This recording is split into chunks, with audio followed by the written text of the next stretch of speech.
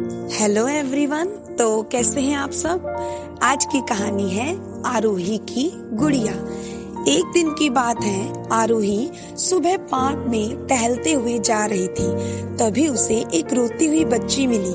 आरोही ने उससे रोने का कारण पूछा तो लड़की ने बताया कि वो जिस गुड़िया से खेल रही थी वो इसी पार्क में कहीं खो गई है। आरोही ने उस बच्ची को उसकी गुड़िया ढूंढ लाने का आश्वासन दिया, जिससे वो बच्ची चुप हो गई।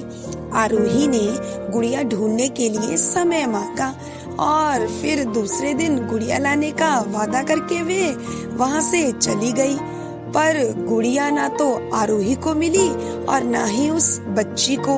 आरोही ने गुड़िया की तरफ से एक काल्पनिक पत्र उस बच्ची को लिखा और जब वो बच्ची पार्क में गुड़िया पाने की आशा में आई तो आरोही ने वो पत्र उस बच्ची को पढ़कर सुनाया। पत्र इस प्रकार था: कृपया रोना मत, मैं समय समय पर उस गुड़िया के बारे में तुम्हें लिखती रहूंगी, बस तुम रोना मत।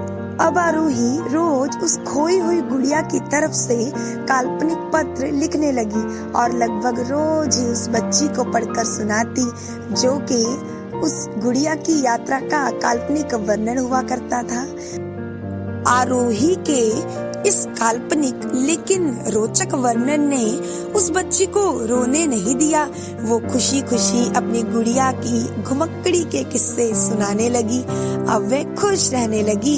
एक दिन जब काफी कहानियां हो गई तो आरोही ने एक दूसरी गुड़िया उस बच्ची को लाकर दी। जाहिर है वे गुड़िया बदली ही हुई थी। उस बच्ची को अपनी खोई हुई पुरानी गुड़िया जैसी नहीं लगी तो वे आरोही की ओर देखने लगी। ये आरोही अनजान बनते हुए गुड़िया से चिपकी एक चिट को निकालकर पढ़ने लगी। उसमें लिखा हुआ था: ये मैं ही हूँ, तुम्हारी वाली गुड़िया जो पार्क में खो गई थी। दुनिया भर की लंबी यात्रा की वजह से मैं थोड़ी बदल गई हूँ।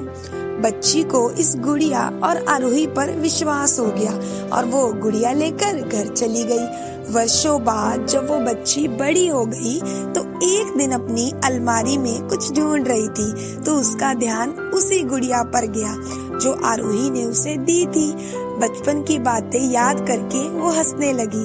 उसे सब समझ आ चुका था कि आरोही ने कैसे उसका मन रखा। तभी उसकी नजर उस गुड़िया की फ्रॉक की आस्तीन में छुपे हुए एक छोटे से पत्र पे गई। उसने बड़ी व्याकुलता से वो पत्र निकाला और पढ़ने लगी।